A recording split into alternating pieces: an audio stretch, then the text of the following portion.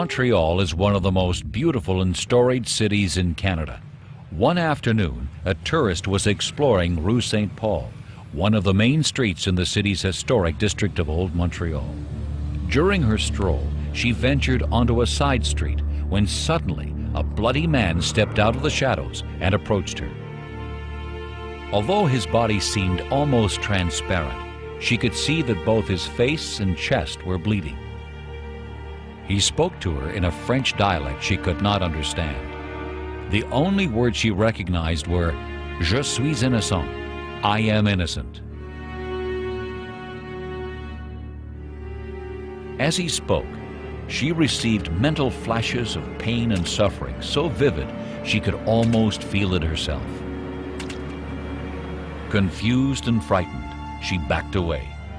The man turned away from her, and she saw wounds crisscrossing his back, as if he had been whipped. Then, just as suddenly as he appeared, the figure vanished. Old Montreal is a city rich in culture, with tales of triumph, tragedy, and more than a few ghosts. Rue St. Paul has two well-known spirits, each with their own tragic tales of suffering. This is truly a street of tortured souls. Rue St. Paul in Old Montreal is a perfectly preserved time capsule of New France. Among its shops and beautiful buildings roam two tortured spirits from its violent past. The irony of these two ghosts is that although they never met in life, their eternal torment was brought about by the same evil man. The first is a man named Valliere, who in 1732 was arrested without reason. A scheming neighbor sought his property and conspired to have him falsely accused and convicted, thereby forcing him to forfeit his land.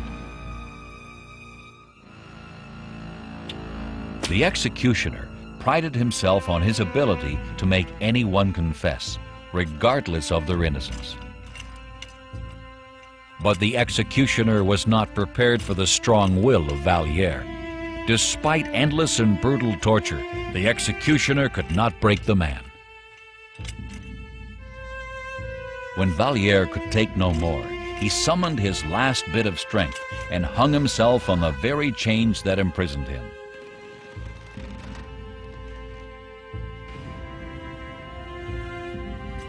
The executioner was enraged. A prisoner's suicide without a confession would be a black mark on his perfect record.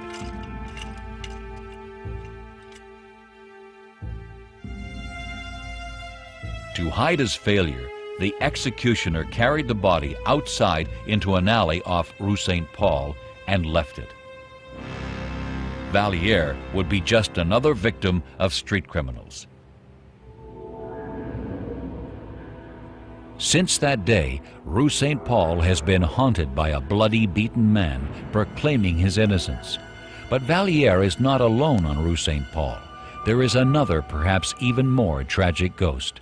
For over 2 centuries, residents and tourists have encountered a beautiful, dark-skinned woman walking the streets bearing a torch.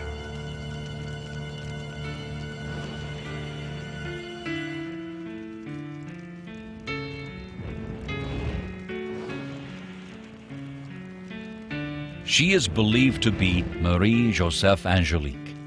In death, she is a spirit. In life, she was a slave. Angelique was owned by a wealthy Montreal businessman when she learned she would be sold to an American slave trader. All her life, she had prayed for her freedom, and if she were sold, that dream would be shattered.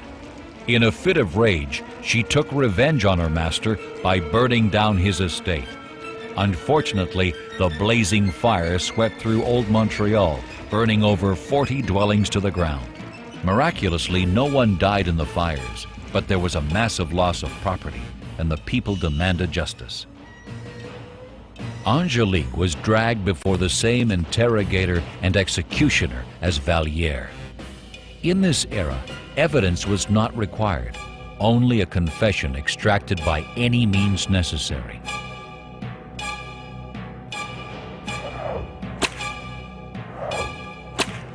One wonders what sort of man would be ruthless enough to carry out this twisted brand of justice.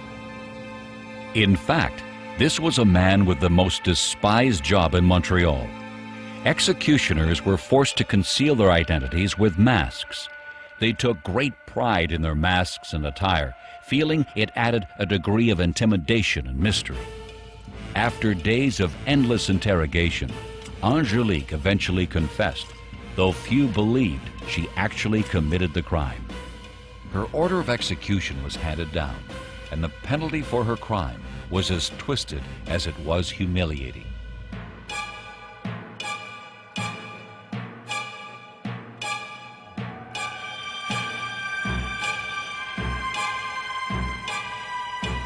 Angelique was sentenced to walk the streets with a sign hung from her neck which read "Incendiaire," or arsonist, carved from the very wood of her master's burnt home. She was forced to walk the streets, bearing a torch, begging for forgiveness along the way. She was then brought to the gallows and hung. Angelique's body was burnt on a pyre, and her ashes scattered over Rue St. Paul. It is in the very spot where her ashes were strewn that she is still seen walking the streets with her sign and eternal torch. Angelique's suffering was not in vain. Her story echoed through the halls of Parliament as an example of the horrors of slavery and was instrumental in its ultimate abolishment.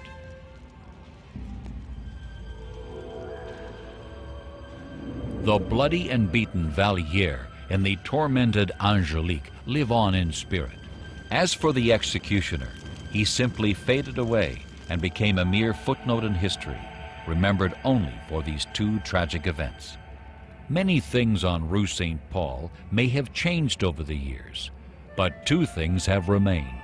The restless souls of Angelique and Valliere live on, sentenced to spend the afterlife searching for justice and forgiveness on the streets of old Montreal.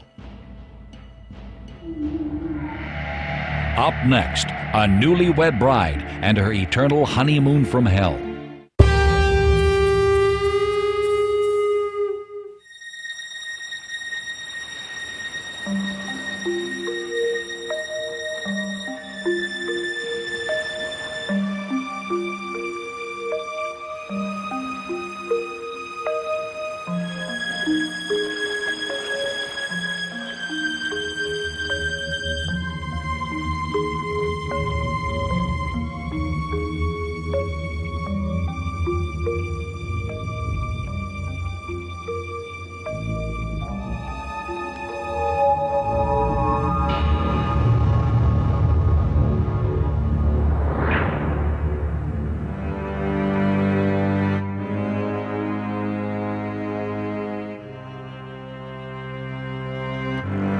An employee of this lush resort went to check a room before its next guest arrived.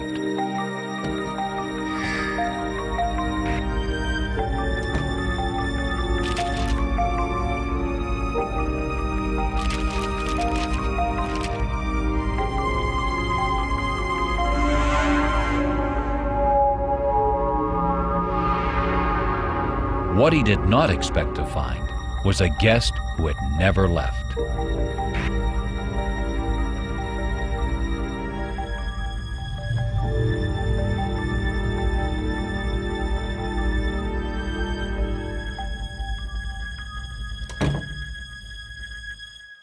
St. Andrews by the Sea, New Brunswick, is a beautiful community, home to a fortunate few and visited by thousands each year. The gem of this tiny hamlet is the magnificent Fairmont Algonquin Resort. Designed like no other in Canada, this posh and exclusive resort offers more than just exquisite dining and impeccable service. If you're lucky, you may catch a glimpse of one of its many resident spirits. One of the oldest spirits living at the Fairmont Resort is a long-dead young bride. On her wedding day, she had checked into room 423. She patiently awaited the arrival of her new husband. Her patience, however, went unrewarded her husband never came. Many believed that the young bride died of a broken heart.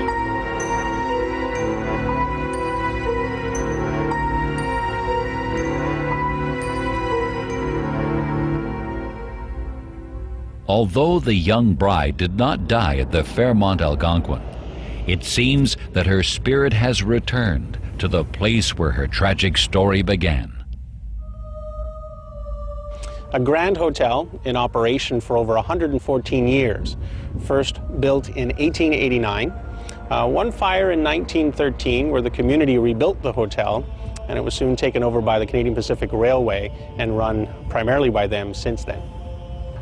Some of the ghost stories that surround the Fairmont Algonquin include a young bride whose heart was broken here. She's been with us for many years now.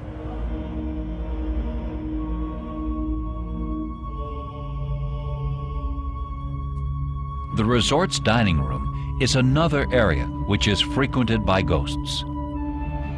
Over the years, the spirit of the young bride has become more and more restless, and now she seems to torment the staff for her own pleasure. One ghostly act this playful and mischievous spirit is known to do is to repeatedly rearrange the silverware, even after it has been put in its proper place time and again.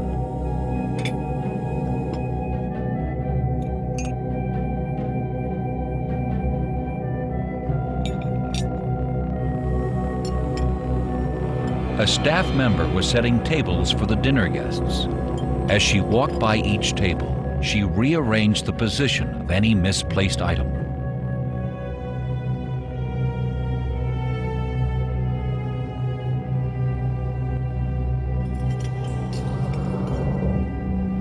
Stopping at a table, she saw that it was in much more disarray than the others, as though somebody had deliberately moved the cutlery and plates. A diligent worker, she reset the table as it should have been and continued on with her preparations.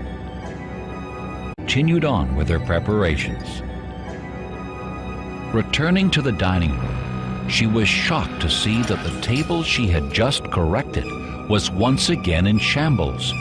As she was rearranging the table, she had the unmistakable feeling of someone else being in the room with her. Suddenly, an apparition dressed in white appeared beside her. Frightened, she bolted from the dining room, leaving behind the poor young bride.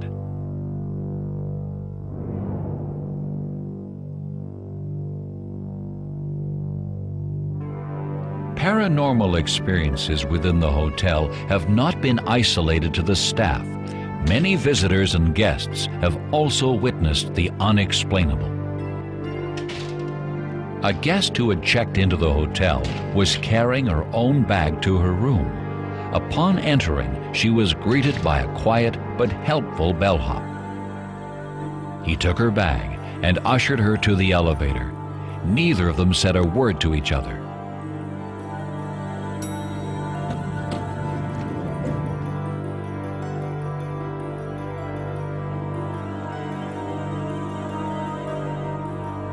The courteous bellhop led the guest down the long hallway, eventually arriving at her room.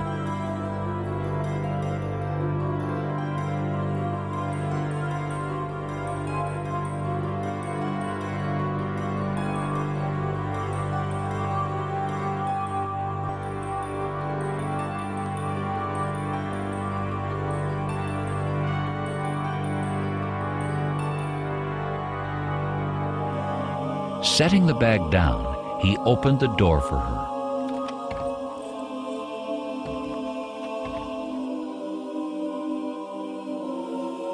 The guest entered her room, dropped her things, and grabbed a tip for the helpful young man.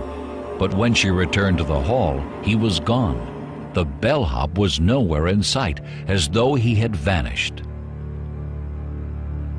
With a constant flow of new guests coming in and out regularly, hotels and inns are notorious for strange occurrences. Who the bellhop is, or why this restless bride rearranges the tables, remains a mystery. We only know that these two restless spirits linger on eternally, living out their unfulfilled lives amid the luxury at the Fairmont Algonquin Resort. In 1920, the remote community of Fort Kent, Alberta, was the scene of one of the most infamous occurrences of the native spirit of vengeance that preys on animals and humans, called the Wendigo. The Wendigo appears in many different forms, from a massive fur-covered creature to a dark, misty shape. But when the right host body is found, it can also possess a human being. One night, a local rancher heard the sounds of his horses being spooked. He found several of his animals brutally slaughtered. Suddenly, he was startled by an unearthly howl. As he looked off in the direction of the howl, he saw a dark shape with two brilliantly glowing eyes.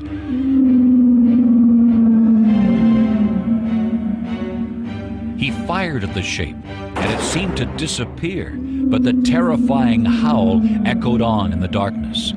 At that moment, the rancher knew that he had just encountered the spirit of the Wendigo. The Aboriginal people of Canada have a rich tradition of folklore, which settlers were quick to dismiss as fiction.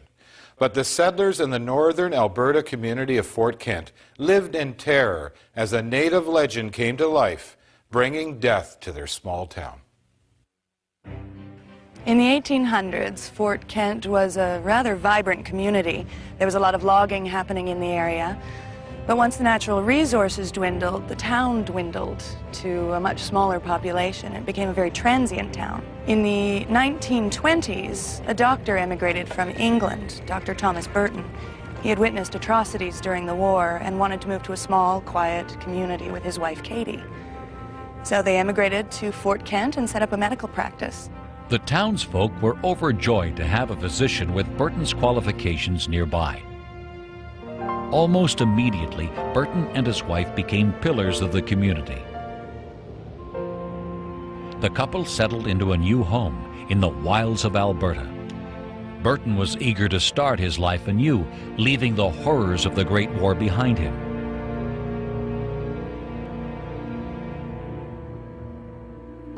The animal mutilations continued. The town's ranchers were losing stock on a nightly basis.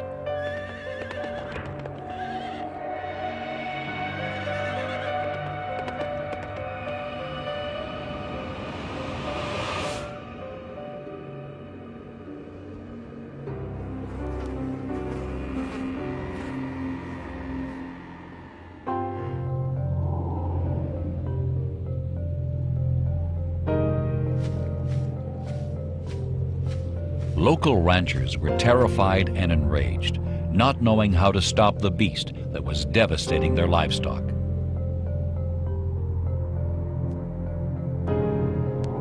Burton himself was now starting to feel the tension too.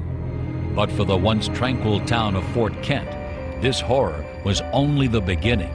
The worst was yet to come.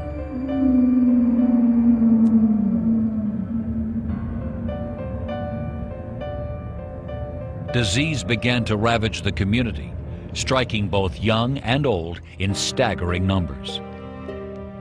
Burton did what he could with the primitive medicines available, but the epidemic grew, and he was unable to deal with the ever-increasing number of patients. The townspeople came begging for help, but Burton felt powerless. The horror of the epidemic struck home when Burton's beloved wife, Katie, fell victim to the disease.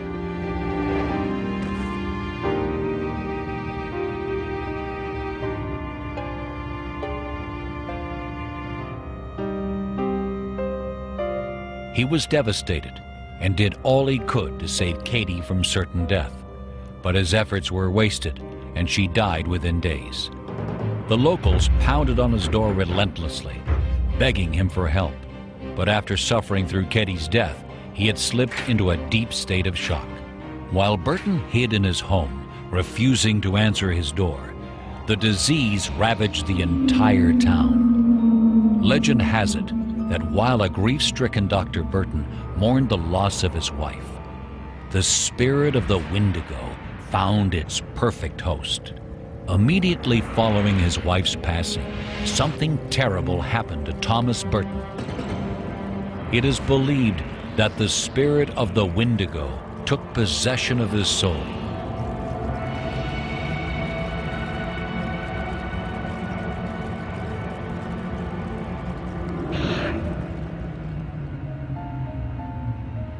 When he finally emerged from his home, the locals were thrilled to see him, not knowing that his intentions were no longer to heal the sick.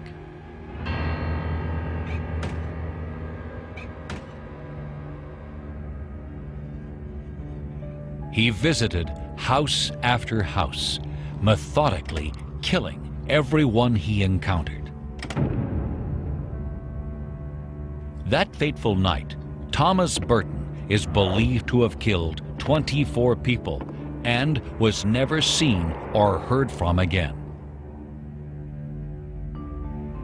The next day, a young man who had been sent off in search of medication and supplies returned to find the ghastly scene in Fort Kent. Everywhere he looked, the bodies of his family and friends were strewn about, mutilated, some partially eaten. It was a horrific sight.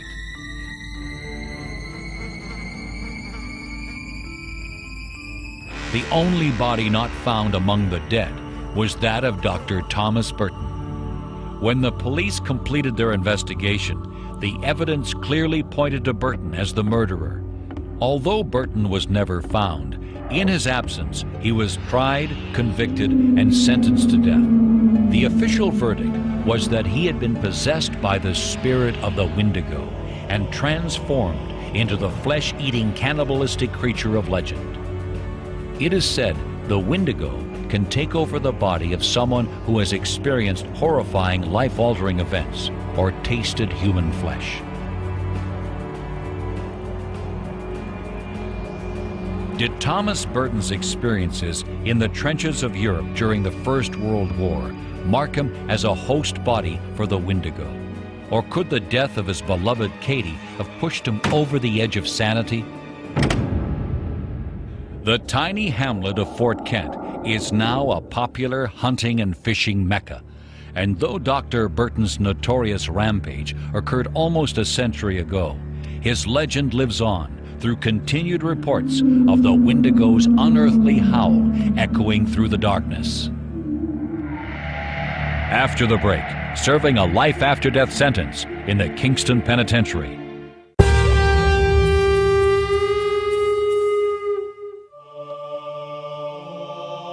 A penitentiary is a desolate place. The simplest comforts bring great relief to the stress of everyday prison life.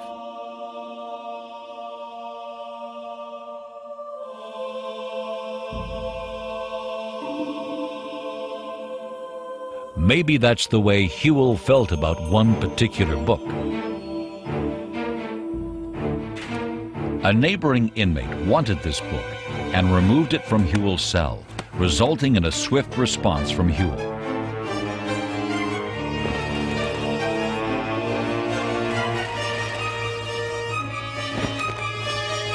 The prison guards were able to stop Hewell's vicious attack before he killed his neighbor.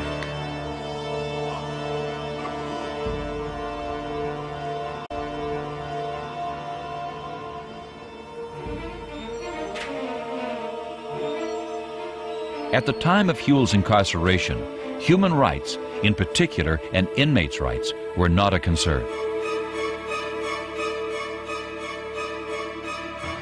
The prison system had its own violent brand of punishment.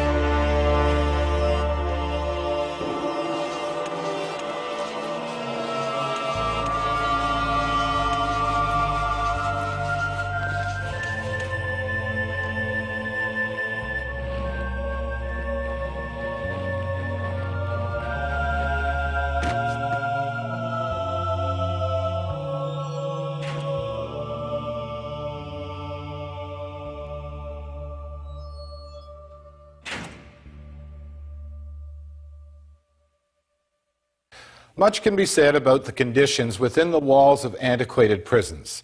They were cold, dark places, rife with disease. Inmates were beaten and tortured, both by guards and fellow inmates.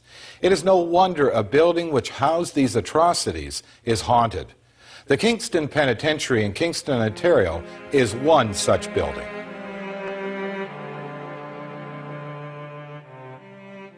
Whewell's punishment was severe. He was brutally beaten and forced to tailor the officers' uniforms in his cell.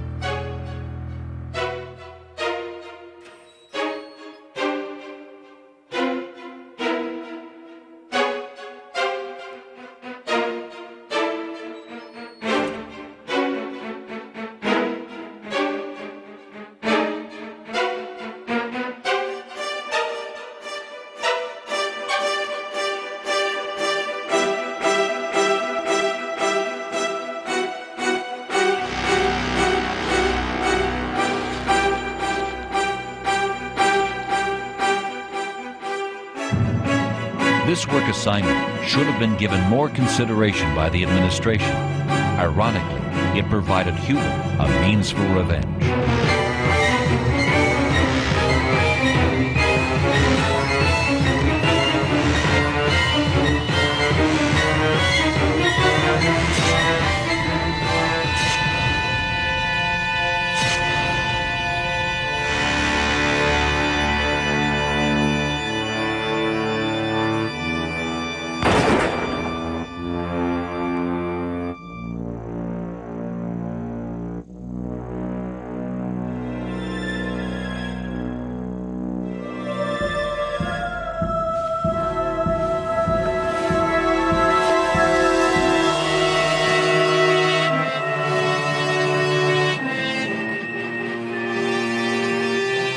Whewell's plan ended in tragedy.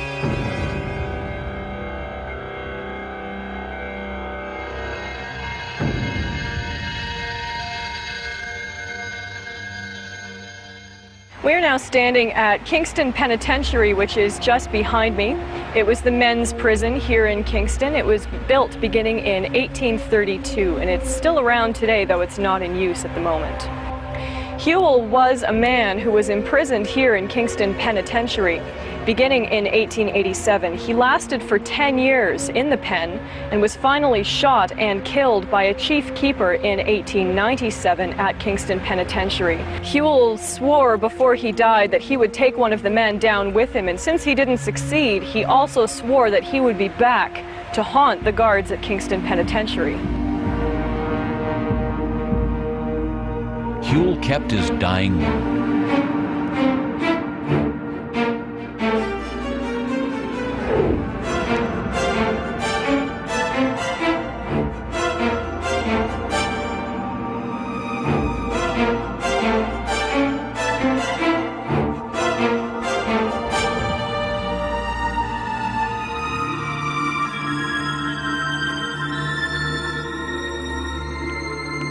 Responding to an inmate's cry for help, the guards found nothing. They dismissed the disturbance and warned the prisoner to behave.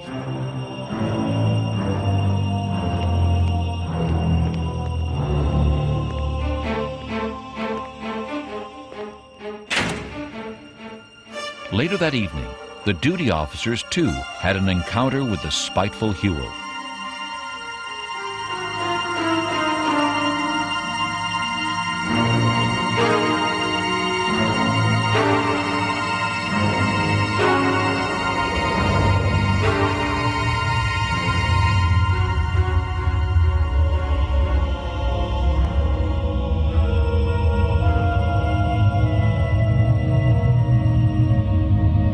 Rigid with fear, the guards somehow knew this would not be the last time they would see Whewell. The Kingston Penitentiary in Ontario is still today a prison, and unless you are very unfortunate, you will never be permitted inside. However, outside the walls is Canada's Prison Museum, where one can explore all aspects of Kingston Penitentiary living, past and present. Up next, eerie sightings are par for the course in Victoria.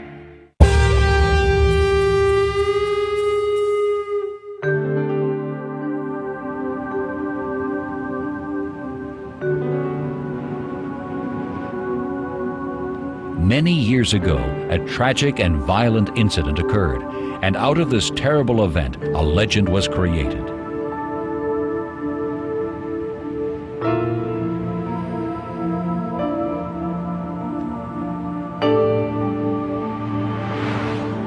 There is a bell on the 7th tee. It is said that if you ring this bell 3 times, the ghost of Doris Gravlin will appear. Unbeknownst to this man, the legend was more than just mere folklore. The ghost of Doris did appear.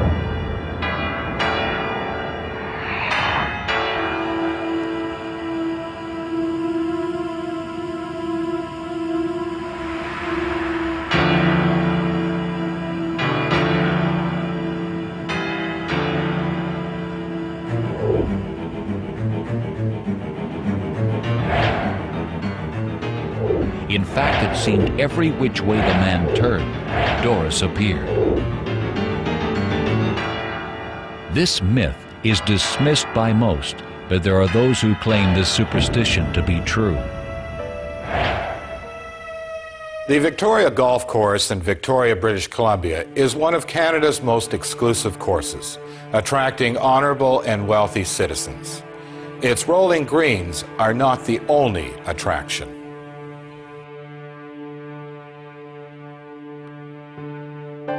We're at the Victoria Golf Club, established in 1893. It's one of the oldest golf courses in Canada. It's in the community of Oak Bay, part of Victoria, British Columbia. It's a beautiful seaside golf links. It's also very haunted.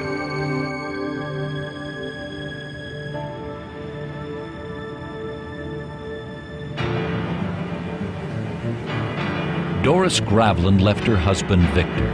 His abusive behavior and excessive drinking had finally become intolerable. After her departure, Doris received a letter from her Victor asking her to meet him at the golf course so the two could talk about reconciling their marriage. He told her that he had stopped drinking and was on the road to recovery, but it was all lies.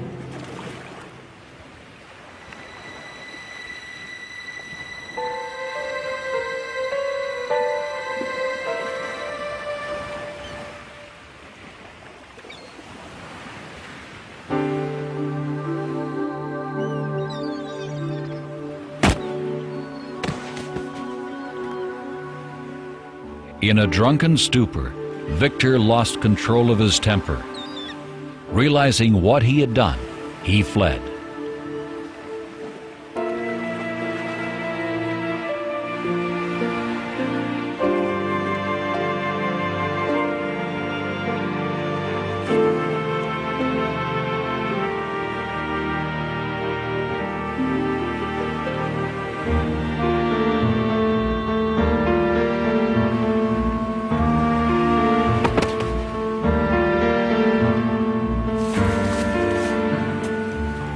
In an ironic twist, he too was to suffer the consequences of his excessive drinking.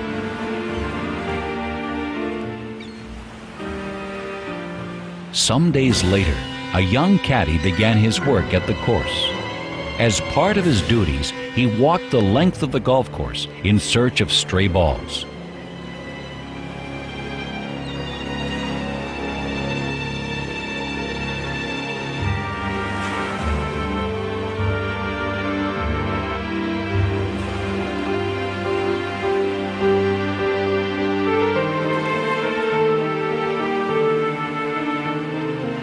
His search led him through some of the golf course's more obscure locations.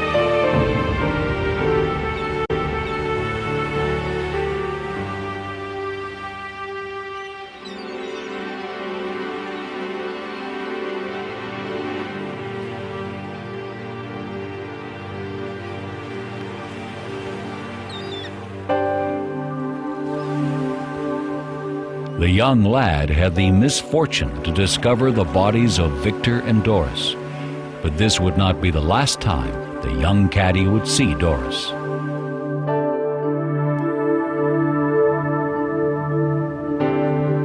Many months later, the caddy resumed his employment at the golf course. As the caddy reached one of the sand traps, he saw a mysterious set of footprints. He was confused, but nonetheless he performed his task, raking the sand, clearing it of any debris.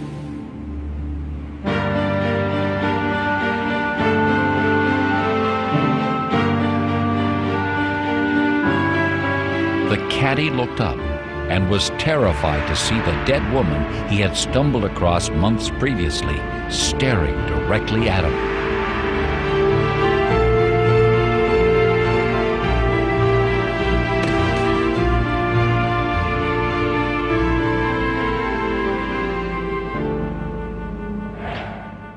People who are very interested in seeing ghosts often come to the Victoria Golf Course, and they're rarely disappointed. Late one evening, a woman crossed the golf course, bringing a friend, thinking it to be shorter than her normal route home. However, the time she saved came at a costly price. The women were separated when one of them stopped to tie her shoe. The other woman thought she saw her friend's extended arm, so she took the hand, and it felt cold. At that moment, she heard her name being called from somewhere behind her. And what they saw, they will never forget. According to superstition, 7 is a lucky number, but on the 7th tee at the majestic Victoria Golf Course, your luck may run out, bringing you face to face with Doris Gravelin.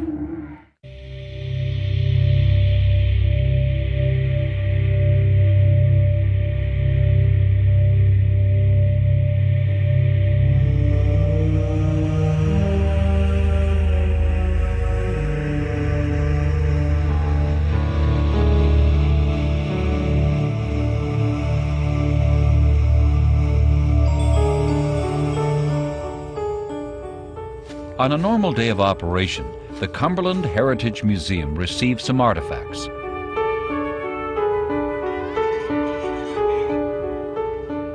The items were to be placed on display in the portion of the museum called the Duford House.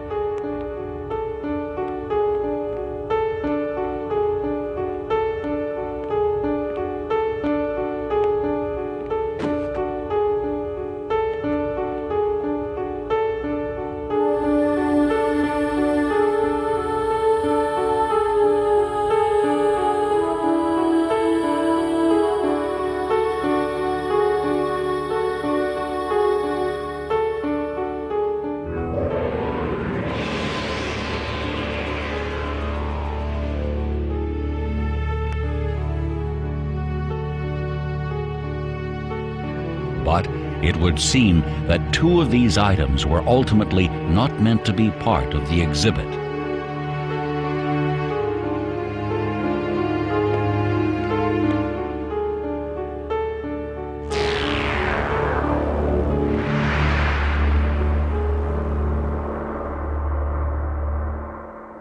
Often, when someone holds an object dear to their heart in life, they take this connection with them beyond the grave.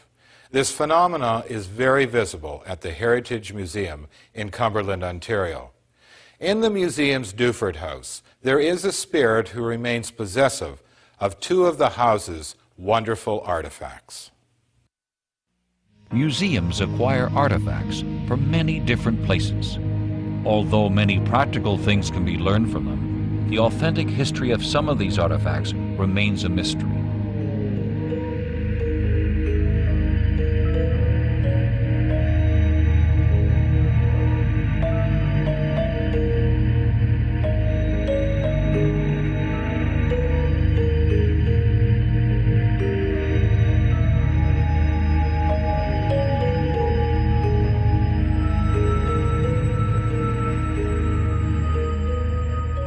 One may speculate that the little girl who once owned these dolls in her life still shares a connection with them in her death. Here at the Cumberland Heritage Museum, a lot of people feel that the Duford House is inhabited by spirits. Other fellow employees have experienced cold chills and footsteps being heard around upstairs, as well as the dolls being moved around for them as well. Now, a lot of people believe that it is the spirit of the little girl who is playing with the dolls that is moving them around.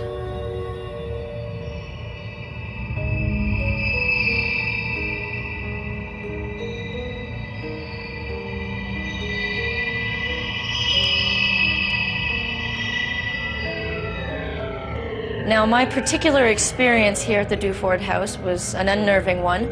I walked in at the beginning of my shift to straighten up things before tour arrived, and I found the two dolls lying on the floor here in the living room. And I'm almost certain that nobody else was in the house before me, so I picked them up and I brought them back upstairs.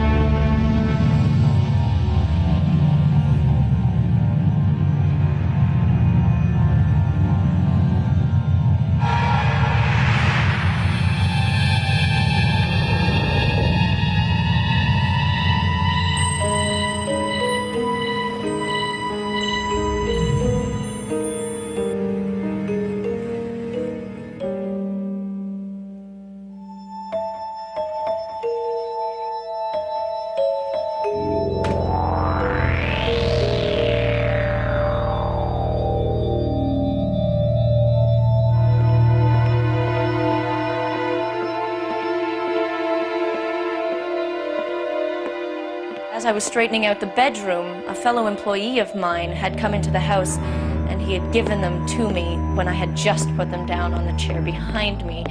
Needless to say, this disturbed me a little bit.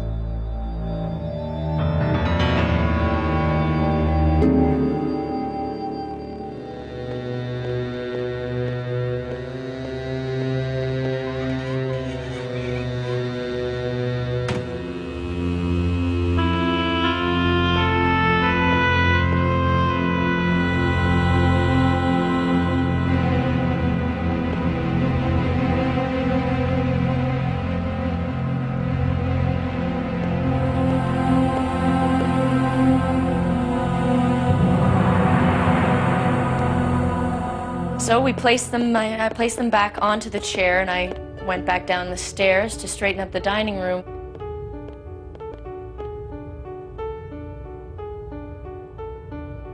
When I realized again that the dolls were there in the dining room on the buffet.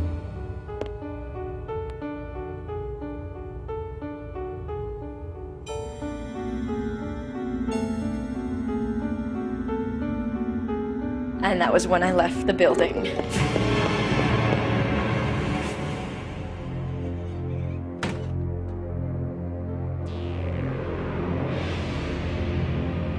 The Duford House is a recreation of life in the early 1900s.